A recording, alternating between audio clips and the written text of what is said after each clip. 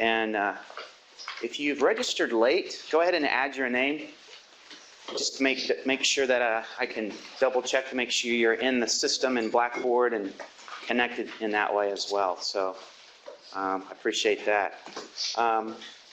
And I'd like to welcome everybody from literally around the world. It's kind of this is a new kind of class that we're doing. So I hope the experience will be good for you as well as everybody who's beaming in from around the world. I've got, I think I mentioned this before, people from Asia, some students in Africa, some places where the internet is, unreliable at best. So we've come up with some creative solutions for how they're accessing the classroom and the classroom content and all of those things. So it's kind of cool, I think, And I just wanted to start and just kind of share a little bit of my own story in terms of where you all are at. And we all start this journey at various places and various times. I didn't come to know the Lord until a college student, a senior in college. I just finished my engineering program at Purdue University. I'm a Hoosier. I don't know what that means, but I'm a Hoosier. Grew up in the Midwest and not necessarily in a Christian home, although my mom encouraged us to go to church. Unfortunately, the church we went to wasn't one that preached the gospel. It was a kind of a liberal Presbyterian church. When I went to college, I kind of did the whole rebellion thing, and my mom would say, in those days, Greg, you really had a bad temper. You kind of, were off doing your own thing. And I got into college life and was thinking that, meaning and purpose in life is all about climbing the corporate ladder. So I had my eyes set on making, a six-figure income, getting my fast car and, the photo perfect wife and, maybe a couple kids along the way. I thought that's what it was all about until my cooperative engineering job at General Motors, which they were guaranteeing me a job when I graduated. I had everything lined up perfectly.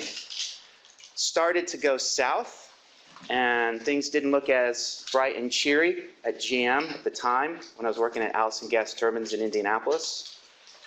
I'd been dating a gal for a while, and it's interesting how these things happen. She didn't tell me what was going on, but one weekend I went up to visit her, kind of wanted to surprise her because I was down in Indy and she was up in West Lafayette. And I drove up and, opened the door to her apartment, and standing before me was a picture on the mantle of another guy. And she decided to start dating somebody else and didn't tell me about it. And that kind of broke my heart, and I didn't know what the feelings that were going on inside of me, and it was a confusing time in my life. And my car started to get rust spots, the one that I had bought with my own money that I had made as an engineer working for General Motors. So my life, I know things could get worse, but started to, and I've heard from some of you, this is mild in comparison, I'm just saying. But for me, it was that experience and the combination of everything that was going on that I was like, there's got to be something more. And I remember as a freshman in college, one of my roommates at the time invited me to church, in this Presbyterian church, still another Presbyterian church. I wasn't Southern Baptist, far from being Southern Baptist at the time. And I remember I was impressed with the pastor, who's very intellectual, and I like to be intellectual and ask deep questions. And he'd oftentimes bring philosophy and challenges and life questions into his sermons, and I said, maybe I should just go back. So I went back, and I remember I was sitting, incognito in the congregation, spying everything out, checking it out, And I noticed there she was, again, sitting in the third row in the soprano section, the girl of my dreams. I said, how am I going to get to know her? And I've got to join that choir, because she was singing in the choir. All right? So I didn't even know her. And I was going to say, this is my plan. This is my grand scheme. So I went up after church, literally went up to the choir director. I said, I'd like to join the choir. Do you have to try out? Because they were really good. And he kind of laughed and said, oh, yeah, and you've got, try out. You've got to have private lessons. He was just joking, So he said, so we meet on Thursday nights. And he invited me to choir and as a tenor. And I started singing, meeting everybody, and with hopes of meeting Mrs. Wright.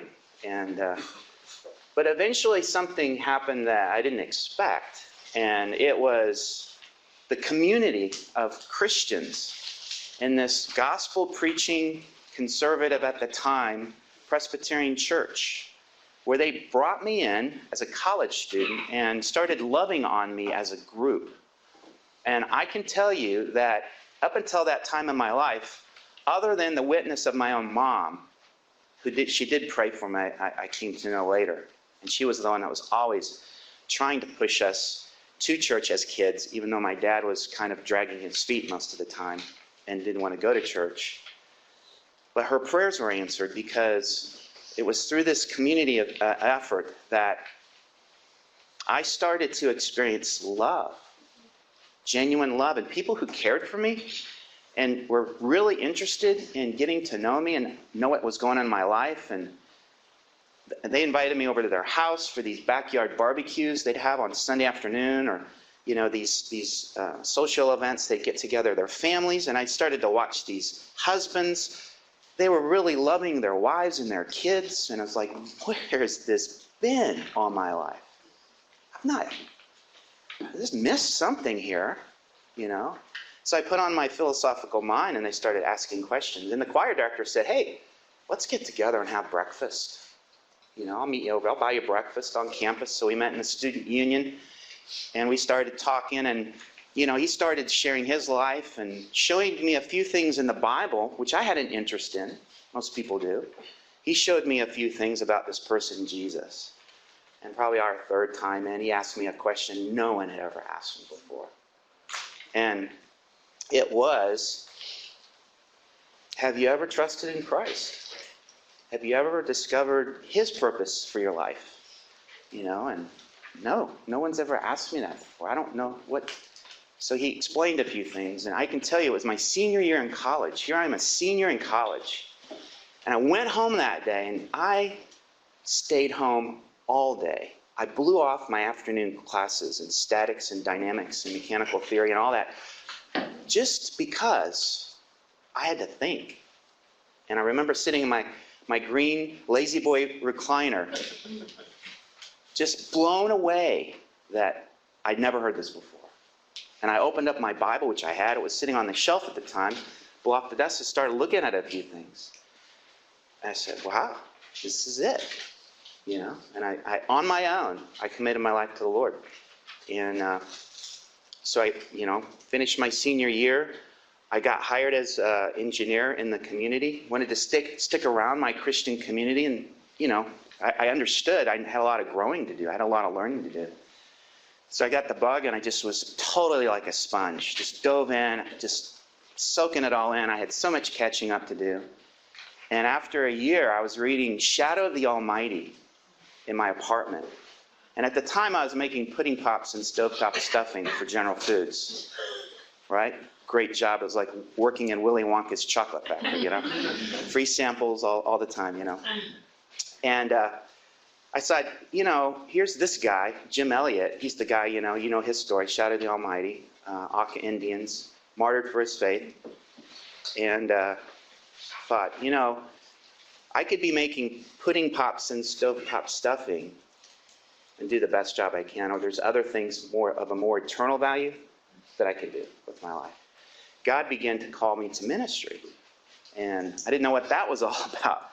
I had some association with Campus Crusade for Christ on campus and the college ministry at my church, and I said, this whole thing could turn south. I mean, I can go into ministry, walk away from my engineering job.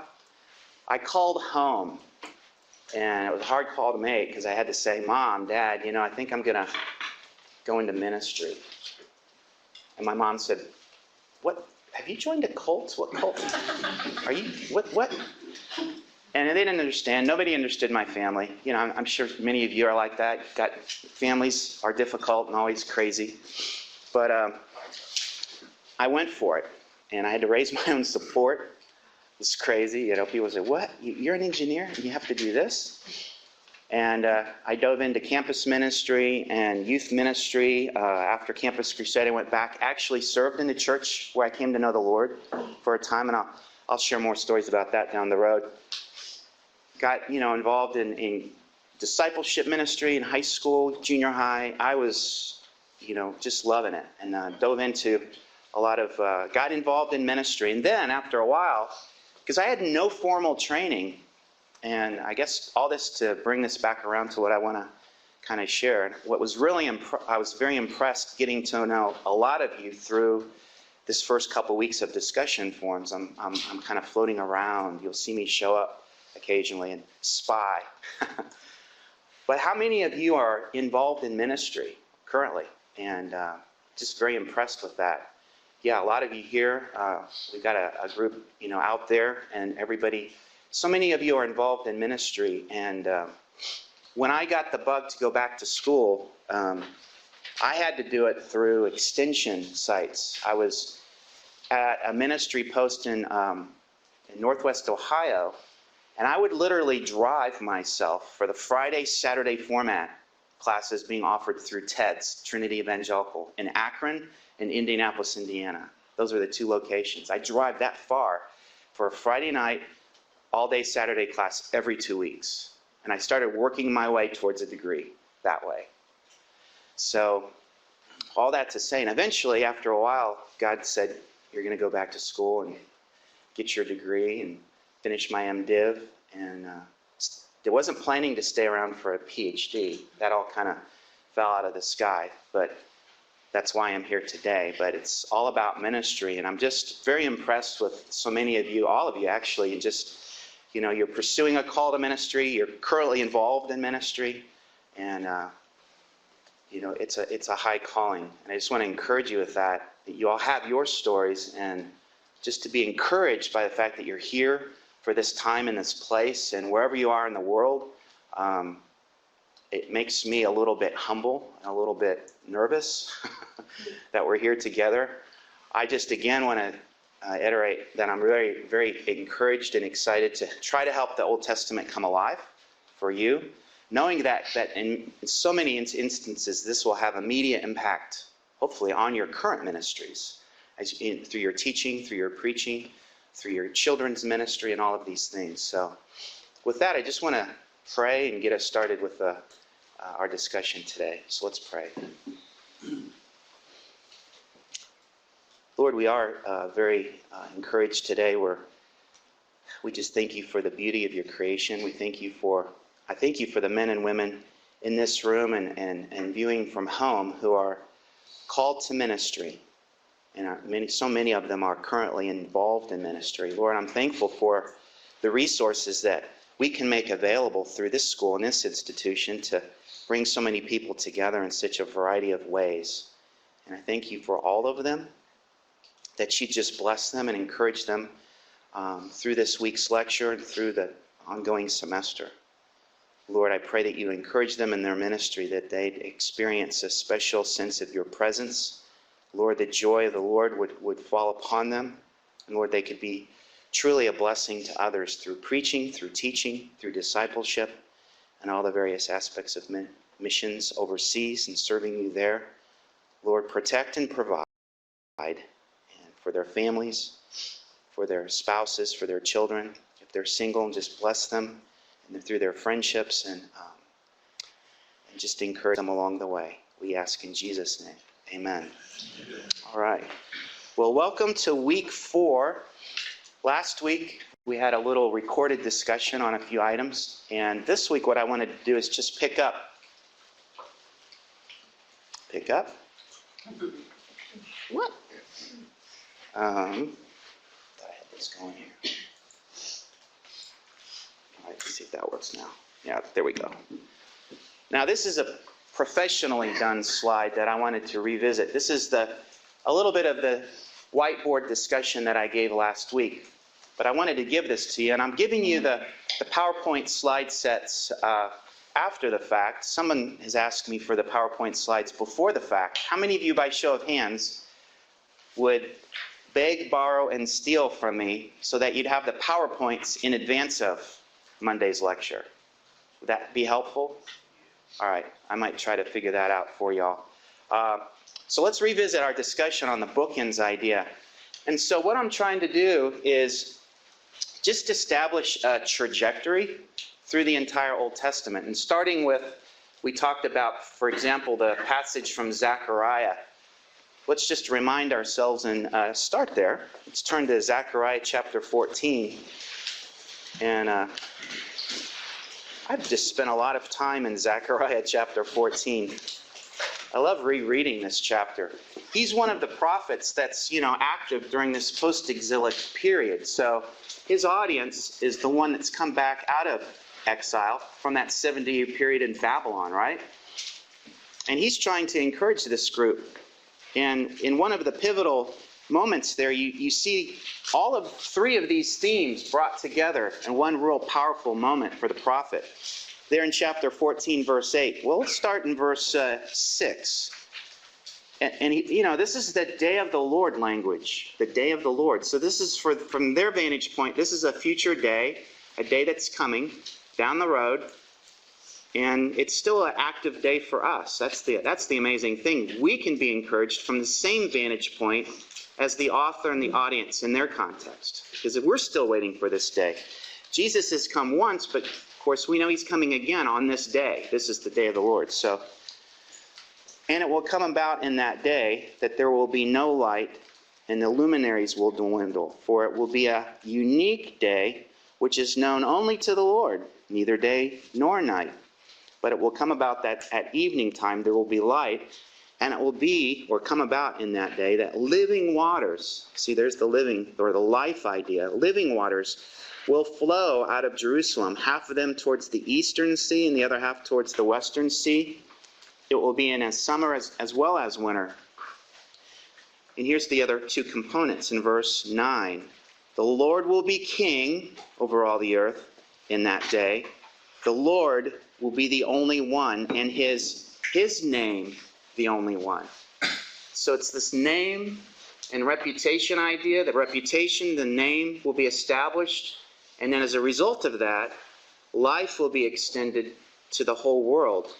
And we looked at a few other passages, and we'll keep looking at them. The Micah chapter 4 passage and the Isaiah chapter 2, verses 1 through 4.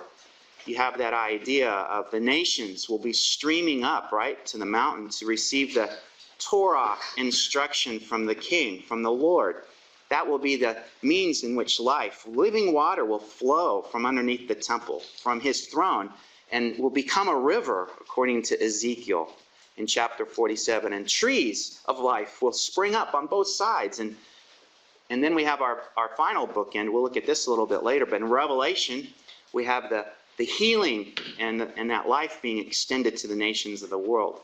So all of that is the bookend here. And you'll see today that I'm going to we'll spend a lot of time here in kind of fleshing this out, because it's my thesis that same bookend was on the forefront of the first prophet's mind, that is Moses, the author, the first one. He sees and recognizes this, and he lays this out as a bookend, as a theological bookend for his audience and audience. But it'll be my thesis as we press on that this will be one continuous trajectory. So there'll be connection points along the way. As we go through the entire Pentateuch, we'll see how Moses continues to develop and ride this trajectory. The big question that we'll see when we get to Judges, and as well as Ruth, is the question of king. There was no king in Israel. Everybody was doing right in their own eyes. Well, that's a question that gives content to this theological trajectory. Because the question of king, or the kind of king, or is God king, is the question I think he's asking. Is a look back as an evaluation, but it's also an anticipation of the what next. So that's a strategic part. But you'll see the theme of king start to be developed as we get into the life of King David, of course. That's the primary focus, the Davidic covenant that'll be established in 2 Samuel 7. But even David himself is anticipating this. He's aware of this theological trajectory.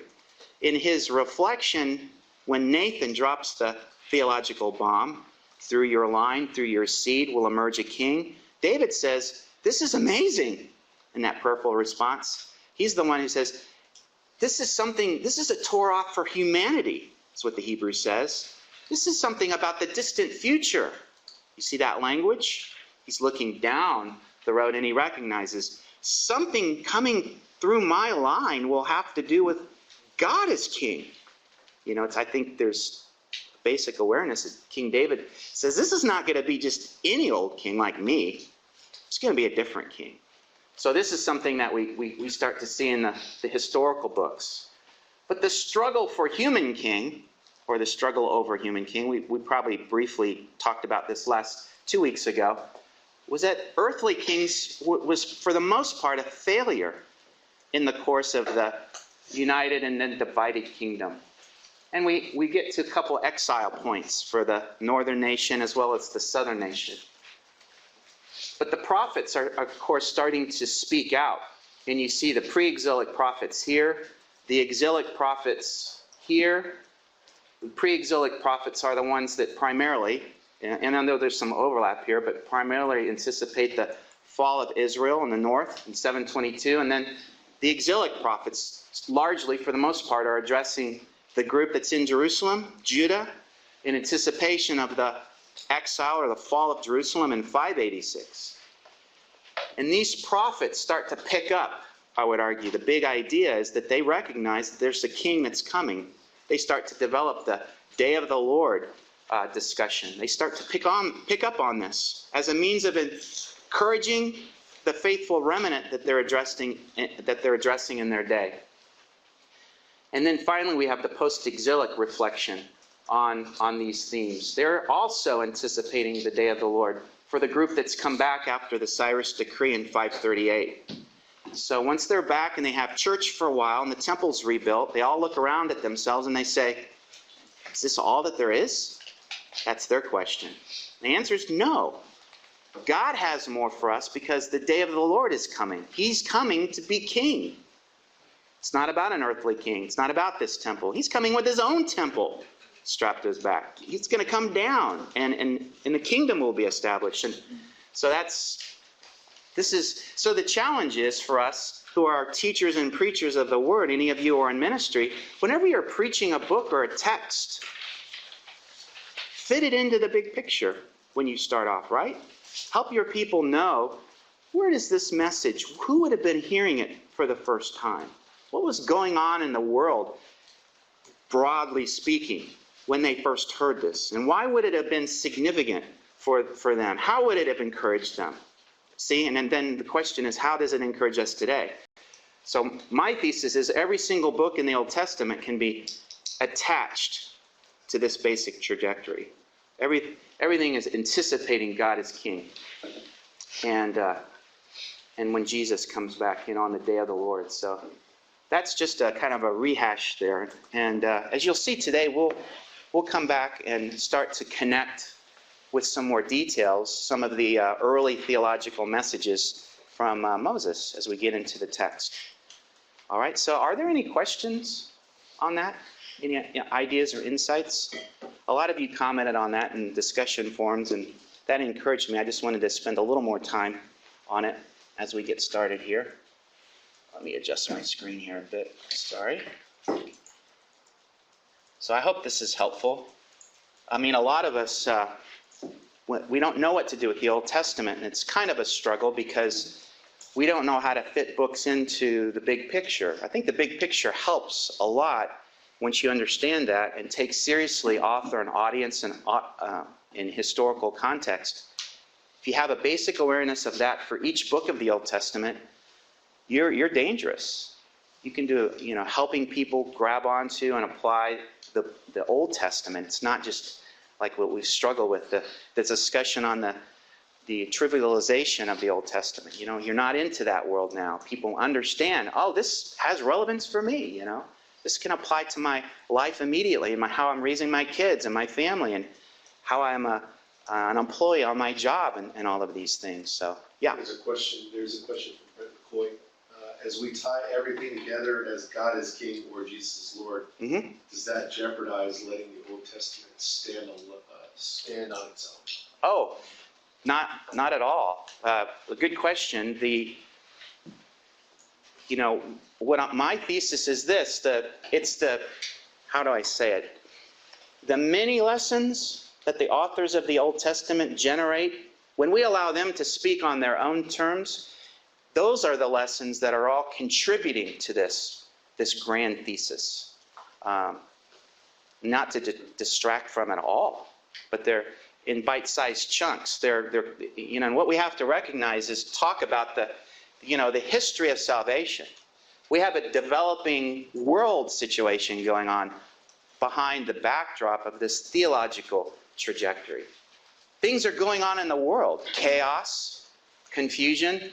For example, the book of Judges, a 400-year period of spiritual chaos. You know, this is not a good time for Israel.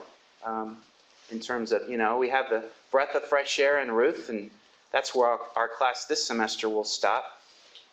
But all of these things, each individual book, and you'll hear me say this a little bit later, is we need to allow it to speak on its own terms.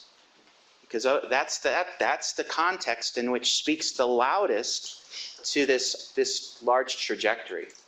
All right.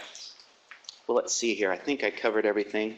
But I'll give you that slide. You'll have the whole thing and a little bit of my speaker notes that will fill in some of the blanks there.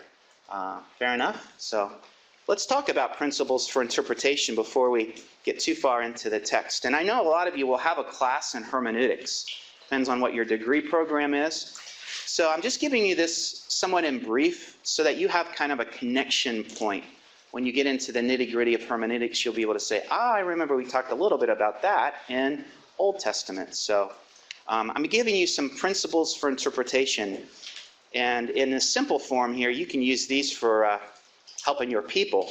If you're teaching a class or leading a Sunday school, these are broadly applicable for you in your own ministry. So let's turn to Ezra chapter 7 first. And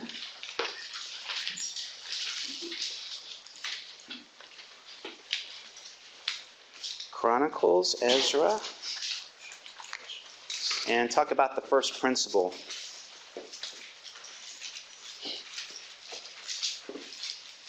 And again, in that post-exilic period, one of the leading figures, Ezra, the priest, and his teaching and preaching ministry, we see a little bit of it encapsulated there in chapter 7, verse 10. For Ezra had set his heart to study the law of the Lord and to practice it and to teach his statutes and ordinances in Israel. So there's just a few ideas there. It's not just about teaching, but you're practicing it. So rule number one for proper interpretation is to be an interpreter, you need to be involved in practicing it and putting feet to it in your own personal life. Does that make sense? Like Ezra.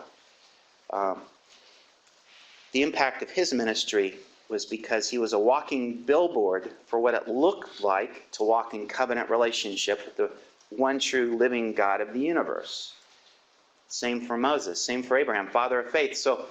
But we know, warts and all, we're not talking about sinless perfection with any of these leading figures of the Old Testament. That's the refreshing thing, is because we can identify and see ourselves in their story, their struggle over faith, their 5 steps forward, 2 steps back experience with the Lord. So that's all good. We'll talk about that later. Number 2 is the structure of the Old Testament. The structure being basically the law, prophets, and what's called the writings. But you could say the law or the Torah. And you'll hear the word law, and hopefully I'll have you convinced that law, the idea in the Hebrew idea of law, comes from the verb, the Hebrew verb that means to teach. And with a tau on the front, you make the verb a noun, instruction. Torah, that word translated law, really means more about instruction. So the Torah, if you think of it broadly as the first 5 books of the Old Testament, largely comes, as you heard me in week 3, I argue, from Moses. It's his instructional ministry. It's his teaching, educational ministry for his audience. Getting Israel ready for the what next, taking the promised land. What's life going to be like in the promised land? What does it look like to have church? What does it look like to raise family? How do we deal with matters of injustice in the community? Somebody who murdered somebody, purposely or accidentally. How do we fight a war if we have an opponent standing before us? All of these matters were defined through the Torah as instructional preparation ministry. So that's the law. Then we get into the historical books, Joshua through Esther. And so the biblical authors there are kind of looking back on historical events that have taken place, people, places, things, and evaluating those events for the purpose of their present audience. And they're, as we'll talk about this, they're giving a theological evaluation of the past, not just giving plain Jane boring history. It's life about a relationship with God, good, bad, and ugly. So they take that and say, in light of what we've done here, this is what we need to do in the future. So we'll talk about that, the history. And then there's poetry. Psalms, Proverbs, Ecclesiastes, Song of Song, and Job. So poetry. A lot of poetry. We'll get into talking about that, of course, in our own class next semester. But it strikes me how much of the Old Testament is written in poetic form. We'll talk about poetry and narrative. So like modern songwriters, so those of you who write songs for fun, you'll identify with the poetry of the Old Testament. And then the prophetic text, Isaiah through Malachi, I like to say Malachi, the Italian prophet. So we'll talk about the prophets. So recognizing the structure, that's all we want to say about that. Let's see here. I guess I've got to do this, so there we go. Number 3 is let the text say what it wants to say. And this is kind of a broad way of saying the authors need to be allowed to speak, and the biblical authors of the Old Testament. I want to play a little game right now. Let's get some crowd involvement. So let's just pick on you two right here, all right? So I want you to stand up. Yeah, you can sit down. And I want you to come up here. And I got to give you the secret phrase. Let's go out in the hallway. Okay, not to make you embarrassed. Oh, no, I'm not embarrassed. I want you to say to her the phrase, you remind me of a rose. Okay, you remind me of a rose. Okay. You got it? Okay, when I tell you. All right. All right, he's going to say something to you. And your all's job out here is to try to interpret what he means. So go ahead and stand up. Ready, set, loud and clear. You remind me of a rose. Y'all heard that? Mm-hmm. He said, you remind me of a rose. Sorry we didn't get that on camera. All right. So what are some ideas as I grab my writing utensil here? What does he mean? You remind me of a rose. Any ideas? You don't smell bad. Okay, it's all about smell. She's wearing some good perfume. Got to remember to write big. Brent says you got focus. Prickly. Oh, that's a totally different meaning. So the idea of Well, it depends on whether or not he likes roses, too. prickly, I don't know if I spelled that right. I'm a terrible speller with spell check, I don't misspell when I use my Word document. I just misspell when I write. Wearing red. Huh? Wearing red. Wearing red, so the color, something about the color, you remind me of a rose. Beauty, Ah, the idea of beauty. or dangerous, there's another. Or seasonal. Danger? Like, Yeah, someone says dangerous, yeah. oh, okay. Well, I'm thinking of some movie plots in the rose. The rose is a theme of love and mystique or danger. Maybe something. You remind me of a rose. You're mysterious or something. Danger? All right. That's good. All right. Anybody else? I see a hand over here. Remind me of a rose. Maybe fragile or delicate. Ah, the idea of delicate.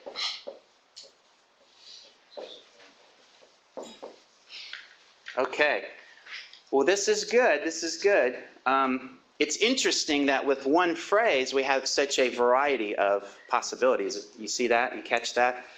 So this is an interesting exercise you can play with your, your Sunday school class, your youth group, or whatever, that puts the importance of, interpretation. The idea of letting the text say what it wants to say.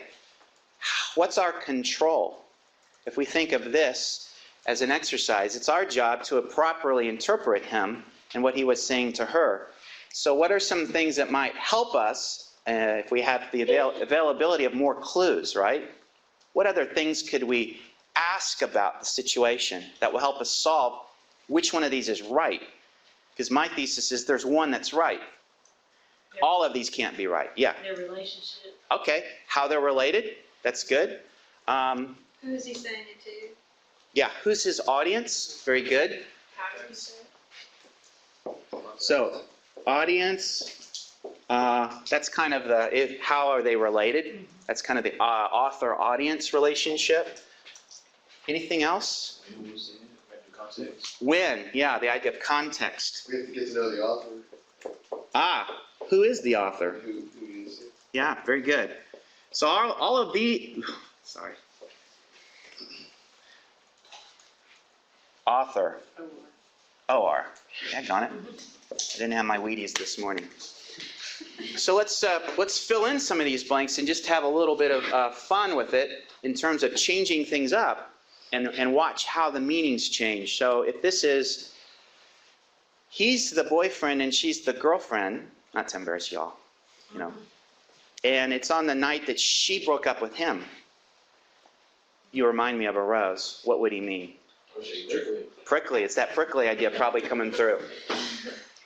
What if he's the grandson and she's his grandmother and she's close to death in a hospital bed? Yeah, the idea of fragile. Or beauty is fading. Something like that. You remind me of a rose. You were beautiful, and then your beauty fades in death. Death is, it's kind of like a rose. It only lasts for some, it can only last for a defined period of time. How about husband and wife, and she's gotten dressed up and all gussied up for a night on the town? Yeah, the beauty idea. Beauty or smell. You remind me of a rose.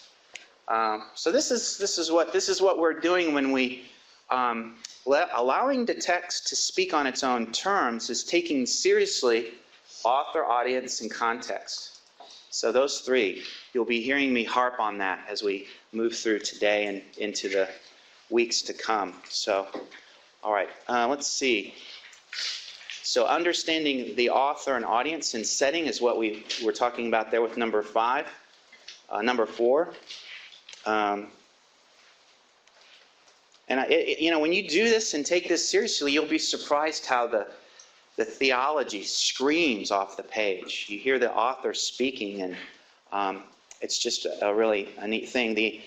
Number 5, the inspired authors wrote intentionally to an audience with the intent of being understood. So seeing the authorial intent is really what we've been talking about a little bit there. I like if you turn to Deuteronomy chapter 30, I'll just give you kind of an example of how all of these things get kind of pulled together. We'll come back to this in just a few minutes, but I call this the climactic moment in the Pentateuch. You know, Moses, the book of Deuteronomy, if you know the context, it's the plains of Moab. And Israel is poised and ready to take the promised land. And I can picture Moses standing up on a rock, and he's addressing the audience, Israel. And here at the end, in chapter 30, at a climactic moment, he says, and he points, "See, I have set before you today life and prosperity, death and adversity. And that I command you today to love the Lord your God, to walk in his ways, and to keep his commandments, and his statutes and his judgments, that you may live and multiply, and that the Lord your God may bless you in the land where you are entering to possess it." Now, I'm reading that dramatically, somewhat. I'm trying anyway. It's because this is preaching. Moses is standing on a rock preaching to his audience. And he's using the fact that the way forward, he's pointing to the promised land, but he's also pointing down at the Torah. And by then, he's finished his writing ministry. And he's leaving it in a portable filing cabinet on wheels for Israel to take with them into the promised land. He sees, see today, I've set before you today life and good, or prosperity. The Hebrew word means good. Or death and adversity. So today, choose life, is what he says. He's pointing to that direction because that's where they're going. At the same time, he's pointing to the words of life. He's pointing to that which he's received from the Lord with his prophetic hat on, the revelation that he's received directly from the Lord to leave with the people. So it's things like that and it's moments like that that when you recognize what's going on here.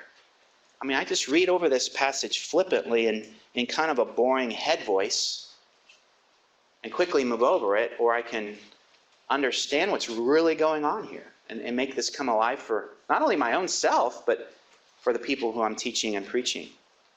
So here we have an example of that. Let's move on to the next one. And then just a few more in terms of, now this is you know, a little bit, what does he mean? You know, there's only one correct meaning in the text. Well, that's our job. Proper interpretation we should pursue that exercise on the assumption that there is one meaning. There's one intended thing that the author wanted to say with what he said, unless he's writing intentionally ambiguous, which sometimes happens. But most of the time, he's writing very clearly, and this is the work of interpretation. So we take into consideration all of the factors: author, audience, the literary aspects, the canonical, where's the book fit into the bigger picture, and all of these things. And that's the job that we have for proper interpretation. We ought to assume that there's just one meaning. You know, we do this thing when we have people sitting around in a circle, and we ask this question, which I think is somewhat the incorrect question. What does the text mean to you? You know, don't do that.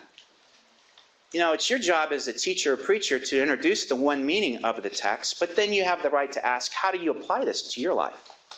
See, application can have various forms sitting around the room in a group of people, but there's one meaning. Look, you may have an idea of what you think the text means, but we can't leave this Sunday school lesson today thinking that we all have the option to walk away from here with various meanings. No, we leave here knowing what the text means. Now we can apply it to our lives in various forms. So that's what we're going after with number 6. There's an ancient Near Eastern context, number 7, behind the authors who are operating in writing. World was going on around them. Wars, threats of wars, invasions, famines, all of these things. So sometimes we know that better than others, but that's part of the context that we want to bring into our interpretation. Number 8, we talked a little bit about this, but the genre. Is this a text that comes from a large section of Moses' teaching ministry? Is it legal? Is it instruction? How do we understand this text with regards to what's called historiography? That's the author who who writes historically and theologically. So, the biblical author who writes back and evaluates a theological period of history is in doing so intentionally to bring theology and instruction for his present audience. What do we learn from the past mistakes? What do we learn from the things that went well? The classic example of this is the author of Chronicles. And we'll talk about him in another class more. But Chronicles, the author of Chronicles, is writing to a different audience than say, the author who wrote down the historical narratives of Kings, 1st and 2nd Kings. He writes a very more optimistic, very more positive spin on the same historical period that the author of Kings, 1st and 2nd Kings, writes about. So we'll talk more about that. So that, that's how that all comes out. So we're looking at historiography there. Is the text poetic? Is it prophetic? Is it a hymn? Is it a lament? These are the kinds of questions that we ask with regards to the genre, number 8. And each book, number 9, has a canonical context. This is where the book fits with the other books that have been written for the Old Testament. We talked about this. We'll talk about this more in a little bit, but the significant canonical context of the book of Chronicles, 2nd Chronicles. Sometimes it's important to recognize that the Hebrew Bible had a different order and arrangement than our English ordering of books in the Old Testament. For most of the readers of the Hebrew Bible throughout history, their last word was the last word in 2nd Chronicles. Not the book of Malachi. So different order, different arrangement may mean something significantly with regards to what that particular author was trying to do. And then finally, realize the theology that's there in the text, and then make application for your audience, for your congregation, for your Sunday school class, for your youth group. So we want to make sure that we bring it to application. So in light of what the text says, now what do we do with it? How does it impact our lives? So just a few thoughts on principles for interpretation. Just a few more words. We'll talk more about this as we go through, but Hebrew narrative versus poetry. The two primary types of texts that you have in the Old Testament. As I said, when we talk about narrative, we're talking about, the text that we read that advance the activity, the events, the people, places, and things that happen from point A to point B in history. So we talk about historical narrative. A lot of the books that we'll be looking at this semester are of those kind. Moses is writing about how salvation history advances out of Egypt through the wilderness wanderings and then finally on the plains of Moab. So that's historical narrative. But dropped in along the way, we have another genre of text called poetry, or the poetic texts. Now, just a few brief words on this. In terms of poetry, you typically think of poetry as, that's the book of Psalms. But there's a lot of poetry that's outside of Psalms and Proverbs and Ecclesiastes and Song of Solomon and the book of Job. A lot of the prophets, I don't know if you know this, the prophets, the writing prophets are putting their messages down in the form of ancient Hebrew poetry. Now, this will just really intrigue some of you who are songwriters. But if you think of Hebrew poetry, not so much in terms of the rhyming of words, like we think of modern poetry and some kinds of modern poetry, but ancient biblical poetry and how the authors would work, and the reason that they used it for their writing messages is because it was an ancient way, in the Hebrew way, of bringing, maybe I should write with red here, logically connecting ideas together. So ancient poetry was a way of bringing together ideas and making logical connections so that the ideas would be reinforced and more memorable. How many of you can remember the words of a song? That's why songs work so well for the purpose in that day when they didn't have, books weren't invented yet, and they had to remember things. To convey a message that would be memorable, you'd package it up in a Hebrew poetry kind of way. It'd be writing like what we do today with the writing of a good song, a memorable song. And the prophets would communicate through poetry. Their messages would be written down and delivered in this particular kind of way. So we'll talk more about that as we get going. But just for you songwriters out there, I thought I'd encourage you with that in terms of the difference between poetry and narrative. All right. Well, let's keep going here. Let's see. So here's some presuppositions that we just want to talk about before we get into talking about historiography. And remember, historiography is basically the idea that the biblical author who's looking back in history, writing about the people, places, things, and events, but also the theology. There's a theological evaluation of what's going on and how the author is operating. So through Revelation, we talk about that. So this is the biblical author and the divine author working together here. God reveals himself through historical events and the inspired interpretation of those same events through the authors of the biblical text. The mean word, I guess we can use on this, is called bias. Not in a negative way, but the biblical authors have a bias. They have a theological bias, a grid in which they're interpreting things. And they're going to look at a historical period, and there's a lot more that could have been said, but the biblical authors will choose certain things, people, places, things, and events to bring in and write down for the permanent record for their audiences, for a particular reason, for a biased reason, a theologically motivated reason. So the author has theological bias. He was selective in how much he chose to write down. Again, I use the example of Chronicles, because the author of Chronicles had full access to the text of 1st and 2nd Kings. But how many of you notice that in the chroniclers, I call him the chronicler, we don't know his name specifically, but we don't have to. When the chronicler is writing about King David in the days that all good kings go off to war, remember that passage? He talks about the author of, maybe we should just look at it. Well, I'll just say it, just in brief. We learn about David's sin with Bathsheba in the King's account, right? Or in the Samuel account. But when the author of Chronicles talks about the same event, guess what he omits? He doesn't even talk about David's sin with Bathsheba. So he's selective.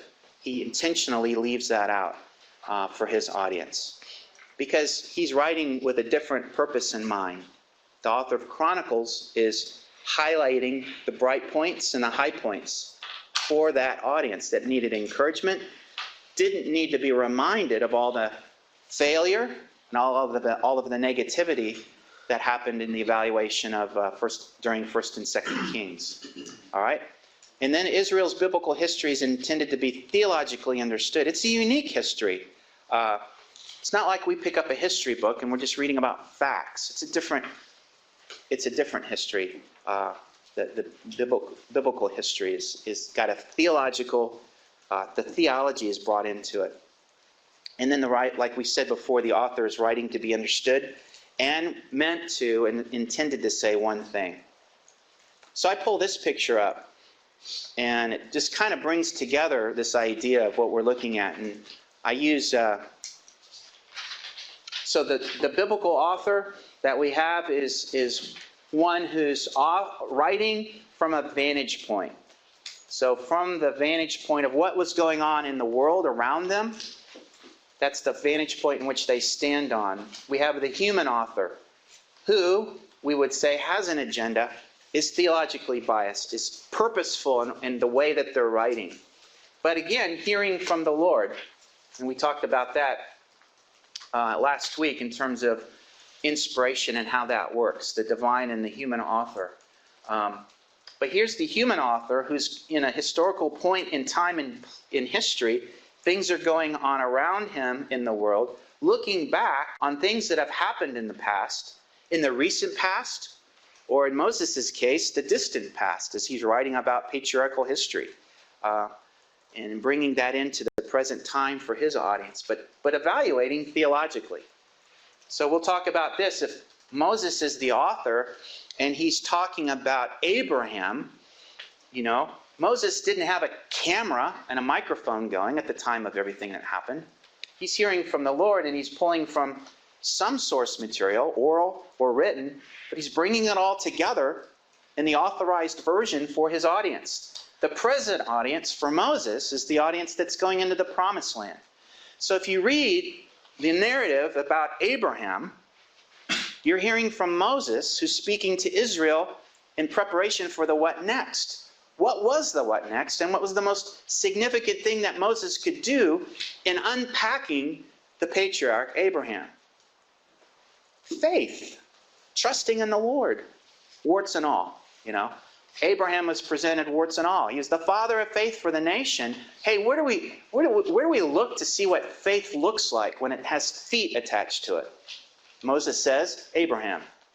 And that's the direction that you need to go. That's the life of faith that you need, Israel.